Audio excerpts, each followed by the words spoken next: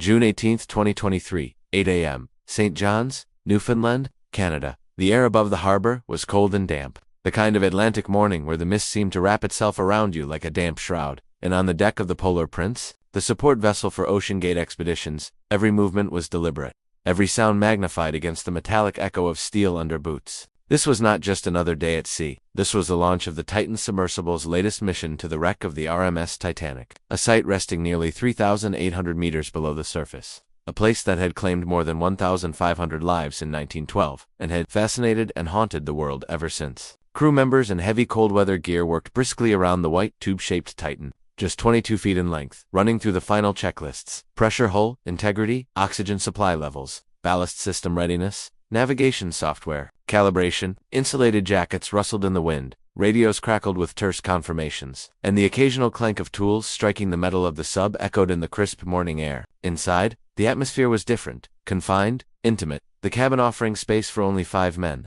a small toilet concealed behind a curtain, oxygen cylinders lining one side, a single small viewport at the bow, and a central touchscreen display that doubled as navigation and communications, connected via Starlink satellite to the Polar Prince. Seated at the controls was Stockton Rush, Ocean Gate CEO and the mission's pilot, dressed casually in jeans and a blue fleece jacket, his hands steady, eyes scanning the system's readouts with the practiced calm of a man who had done this before but never without a thrill in his voice.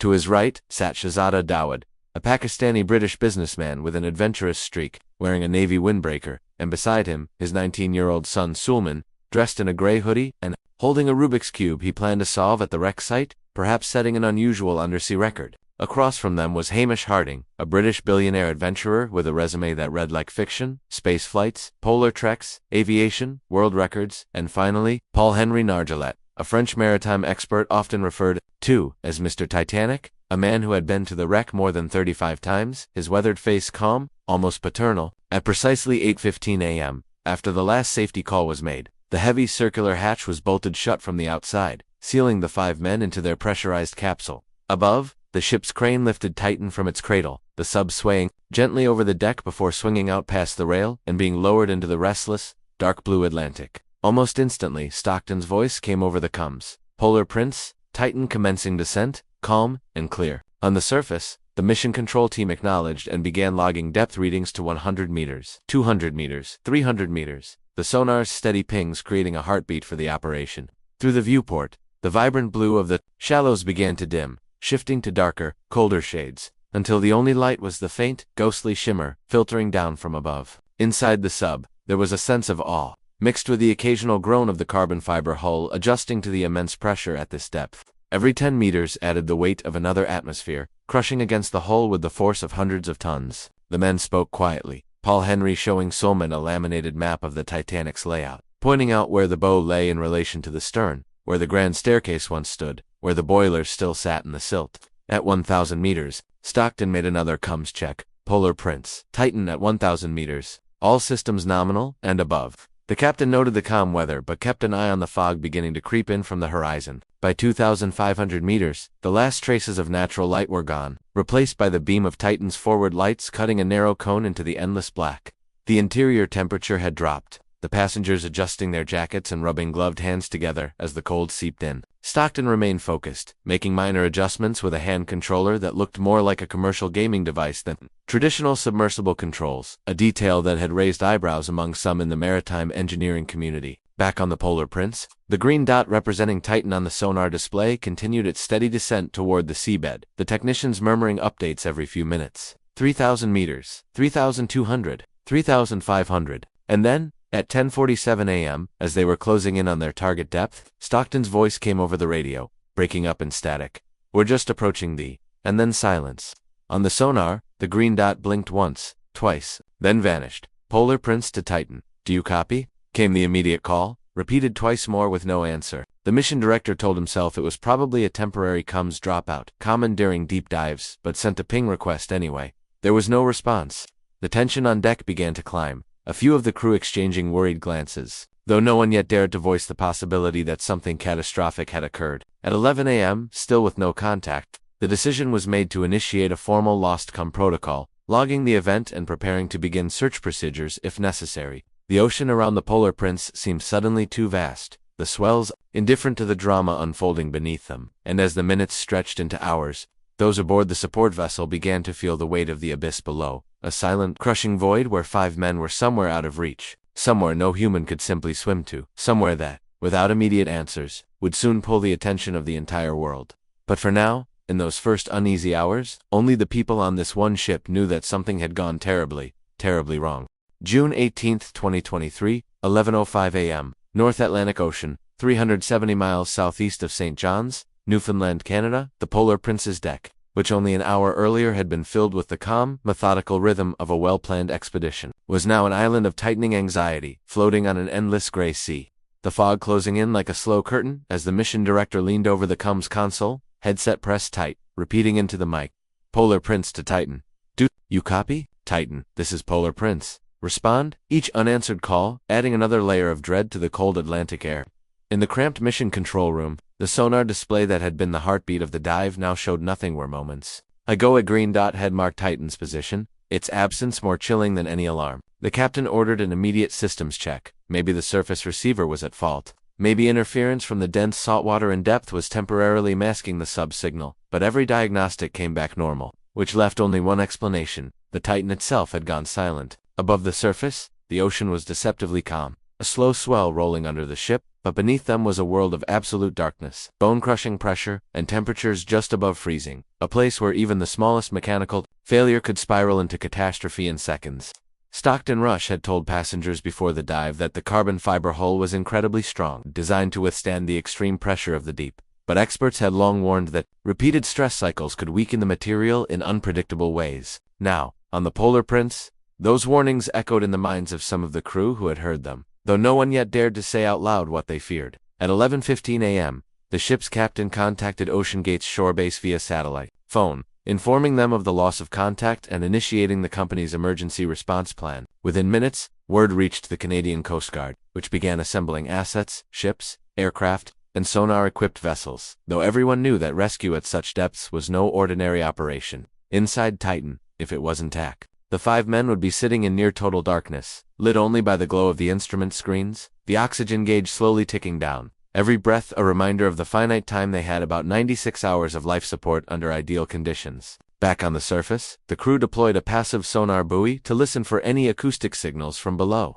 The ocean's low, constant hum filling the headphones, until, just faintly, a distant metallic tap echoed through, irregular and far away, enough to make the operator glance sharply at his display. But then it faded into the noise and could not be confirmed. By midday, the sky had thickened with fog and a fine drizzle slicked the deck, the steel underfoot turning treacherous as crew members moved with the urgency of people who knew they were racing against more than just the clock. They were racing against the ocean itself. News of a communication issue aboard the Titan was quietly passed to a small circle of officials, but the public remained unaware. At 1 p.m., the mission director ordered the ship to begin slow circles over the last known position of the sub, dragging a towed sonar array through the water to scan for any sign. Each turn of the ship feeling both methodical and maddeningly slow. In the sub's cabin, if it was still intact, the air would be growing colder, condensation beating on the inside of the hull. The 5 men likely speaking little, each absorbed in their own thoughts. Shahzada perhaps looking at his son, wishing he could have spared him this. Solman clutching the Rubik's Cube he had planned to solve. Hamish Harding silently measuring their odds.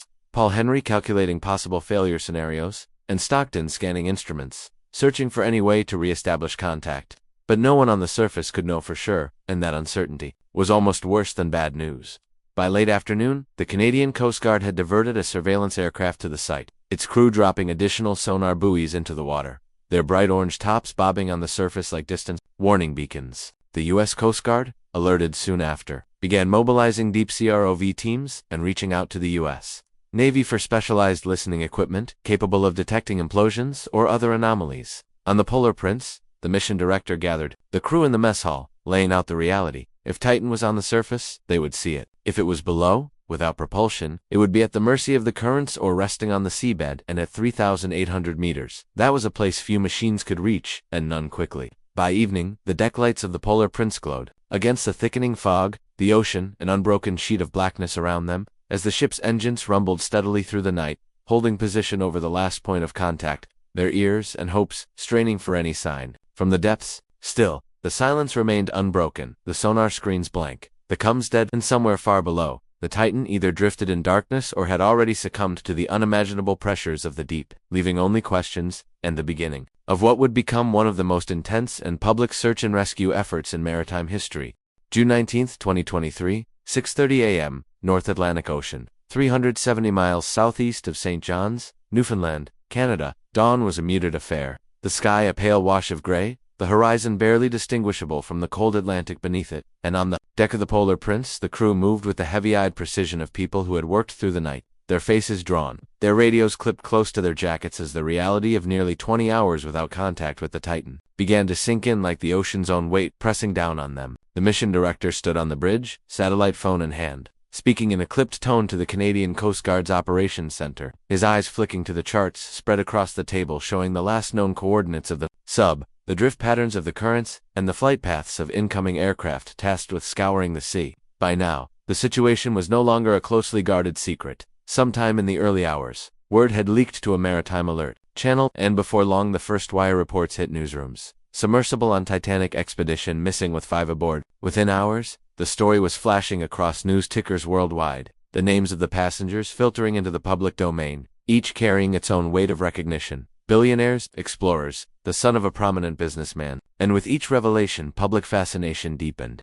The idea of a modern disaster unfolding atop the grave of the Titanic, proving too eerie for headlines to resist. On the Polar Prince, though, there was no time for the swirl of public intrigue. The priority was still to find any sign of life, any signal, any scrap of debris that could point to the Titan's fate. At 7:15 a.m., the low drone of turbo became audible over the water as a Royal Canadian Air Force CP-140 Aurora patrol aircraft appeared out of the mist, its wings cutting through the gray sky as it began a slow, sweeping pattern overhead, its crew deploying more sonar buoys into the sea, each one a bright dot of orange against the steel-colored swells. The mission control room aboard the Polar Prince buzzed with updates as the buoys relayed data, currents running at nearly 2 knots, underwater noise, mostly ambient, no definitive sign of the sub, while technicians logged every sound, every anomaly, no matter how faint. Stockton Rush's wife, now informed of the situation back on land, had been placed in direct contact with the operations team, her voice steady but laced with a tremor as she asked for updates. Meanwhile, in the cramped cabin of the Titan, if it was still intact, the oxygen levels would already be down several percentage points, each breath measurable against the countdown of life support, the cold biting deeper into bones, voices, perhaps reduced to whispers to conserve air, though silence in such a moment might weigh heavier than the dark. Hamish Harding, known for his resourcefulness, might have been offering ideas, adjusting ballast, attempting manual ascent, while Paul Henry Nargalett's decades of experience told him how unforgiving the deep could be. Above them, the Polar Prince's crew launched a small RAV from the aft deck, its tether snaking into the water as the machine's cameras descended into the darkness. But it could only operate to a fraction of the Titanic's depth, scanning the midwater layers for any trace of the missing sub. By midday, the U.S. Coast Guard held its first press briefing in Boston, announcing the coordinated search effort involving multiple countries, dozens of vessels and aircraft, and advanced sonar systems. The spokesperson noted that the Titan had an estimated 70 to 72 hours of oxygen remaining under optimal conditions, a phrase that landed like a stone in the stomachs of those who understood how variable optimal could be. News crews gathered outside OceanGate's headquarters in Everett, Washington, cameras trained on the building's glass facade, while social media churned with speculation, some offering prayers, others raising questions about the safety of the sub's design. On board the Polar Prince, none of that noise mattered. The crew's eyes were fixed on the sea and the sonar screens, their ears straining to catch the faintest of pings. At 2:40 p.m., a blip appeared, a faint rhythmic tapping sound detected by one of the sonar buoys, spaced roughly 30 minutes apart. The deck erupted in cautious hope, technicians replaying the recording over and over, analyzing its frequency, pattern, and strength, but without directional triangulation. They could not say for sure if it came from the Titan or from some other source in the deep. Still, it was the first glimmer of possibility, and it spurred the decision to reposition search vessels to focus on that area. The Polar Prince steamed slowly through the coordinates, deploying another towed sonar array, the cables groaning as they entered the water. The crew knew that even if they pinpointed the location, recovery would be a challenge beyond anything most had faced at nearly 4,000 meters. The pressure was over 5,500 pounds per square inch, and only a handful of ROVs in the world could operate there. As the sun set, though sun was a generous term for the dim, filtered light, the deck lights blazed against the fog, turning the ship into a glowing island in an ocean of black, the low thrum of the engines vibrating through the steel hull. Inside the mess hall, crew members hunched over mugs of coffee gone cold, speaking in low voices about the knocks heard earlier. wondering if they might have been deliberate signals, the universal code of 3 taps for distress. Somewhere, far below, if the Titan was still intact, those 5 men might have been listening to, hoping for the sound of a rescue ROV's motors, hoping that the world above had not given up, but above them, the world was only just realizing the scale of what was unfolding, and by the end of that second day, the disappearance of the Titan was no longer just a maritime emergency, it had become a global mystery, one that seemed to mirror the tragedy of the Titanic itself, right down to the unforgiving waters in which it had vanished.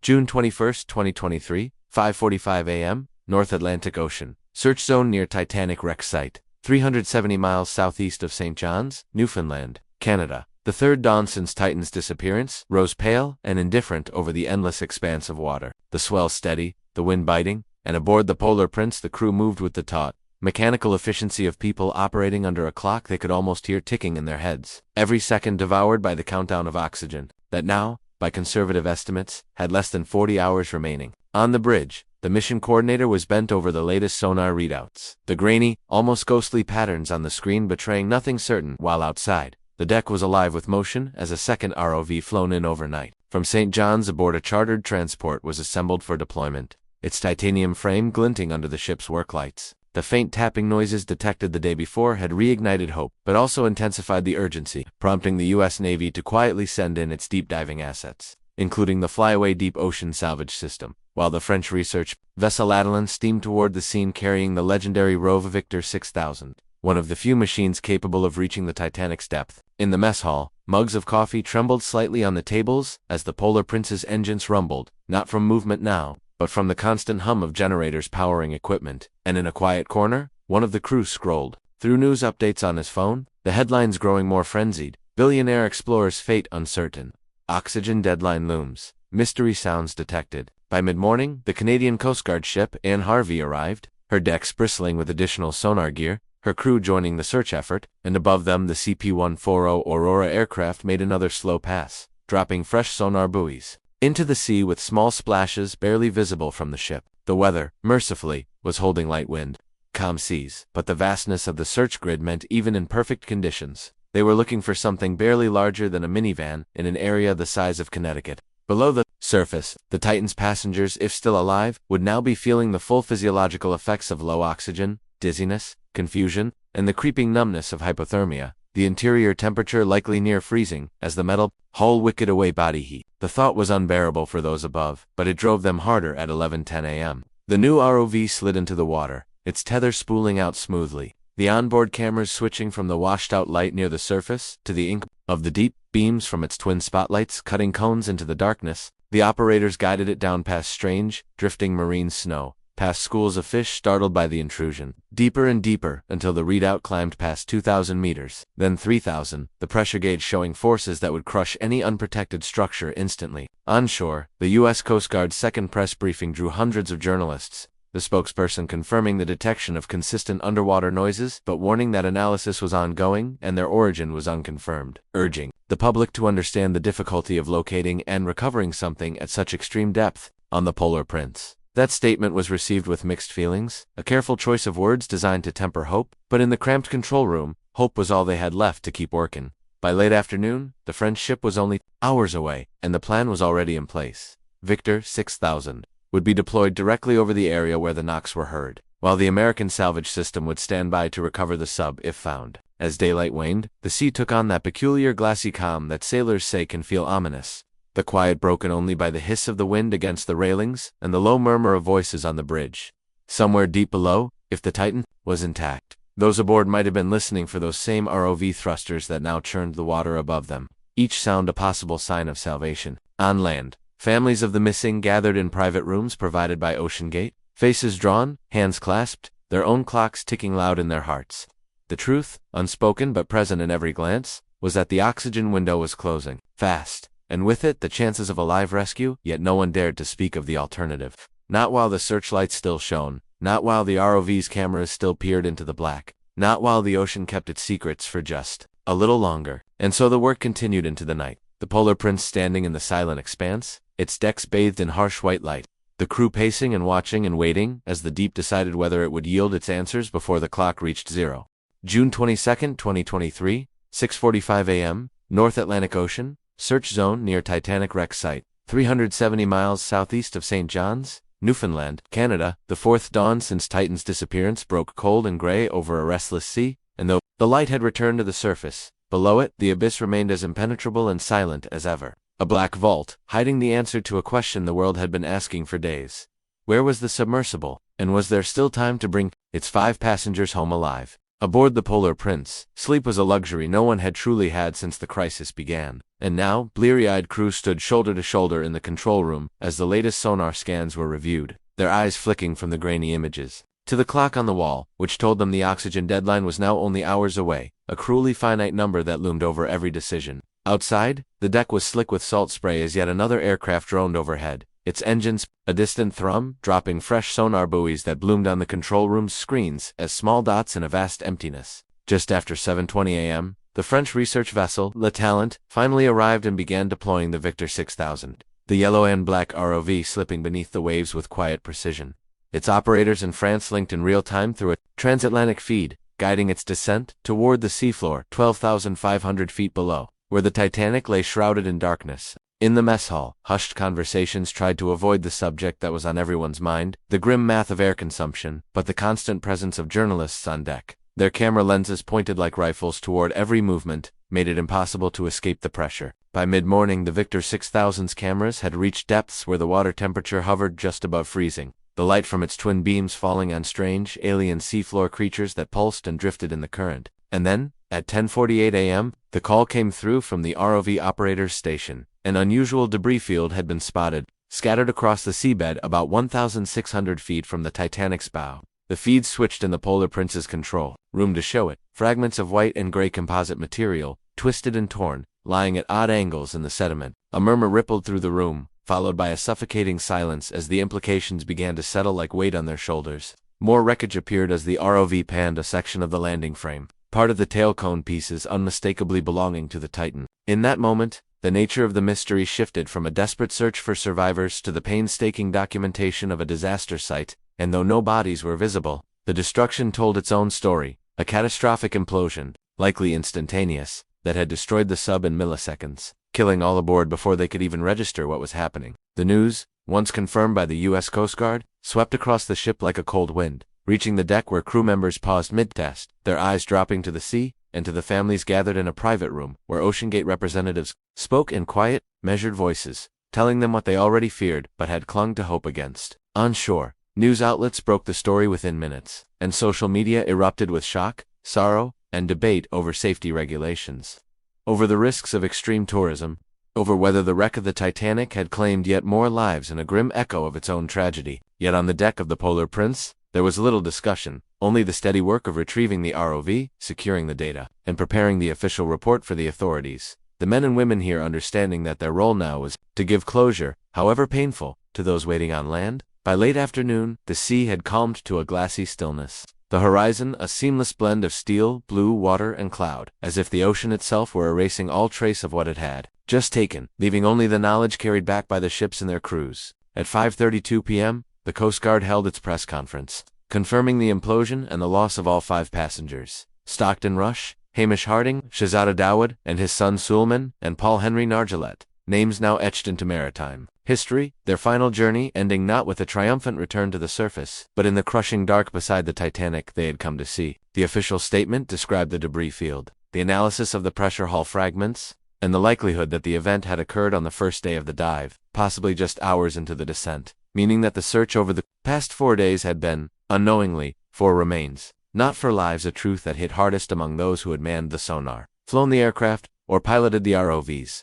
each of them having invested themselves in a rescue that, in hindsight, had been impossible. Still, in the quiet after the announcement, some found a measure of comfort in the thought that the implosion would have been instantaneous, too quick for fear or pain, and that the 5 had died in pursuit of something they loved, exploration, history, discovery, even if the cost was everything. As night fell, the Polar Prince began her slow journey back toward Newfoundland, her lights glowing in the encroaching darkness, the air cold and sharp, and somewhere behind her in the black depths, the twisted remains of the Titans settled into their final place on the ocean floor, silent witnesses to a story that had gripped the world and ended in the same waters where another great ship's voyage had met its end. Over a century earlier, the ocean, vast and indifferent, closed over it all once more, holding its secrets as it always had, leaving only questions, grief, and the enduring pull of the mysteries that lie in its depths.